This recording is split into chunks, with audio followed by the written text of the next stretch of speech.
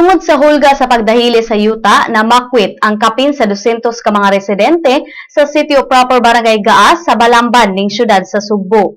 Niadtong Domingo tungod sa pag-ulan nga dala ni Tropical Depression Agaton. 54 ka mga pamilya ang gidala sa duha ka evacuation centers human nakita ang mga liki sa bungturon nga bahin sa maong lugar. Gipadala na gahapon ang grupo sa geologists sa Mines and Geosciences Bureau sa DENR Central Visayas aron inspeksyonon ang sitio proper nga gideklara sab nga landslide prone area. Gibutyag sab ni Edilia Medo kinsa spokesperson sa DENR Central Visayas nga kuyaw sab sa landslide ang sitio Garnisan ug Mayana sa Barangay Gaas.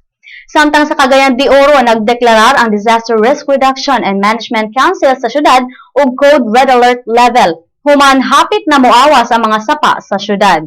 Mato ni CDRRMC Chief Mario Verner Monsanto nga posibleng mubaha ang mga lugar sa syudad tungod sa pag-ulan o pagtaob sa dagat, mao nga kinahanglan gyud ipahigayon ang forced evacuation sa mga low-lying o flood-prone areas.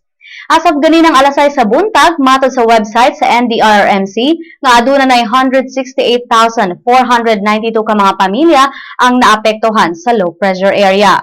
Matod sab sa pag-asa kaganinang alas 5 sa kaadlawon nga nasigpatan ang LPA sa 415 km southeast sa Davao City.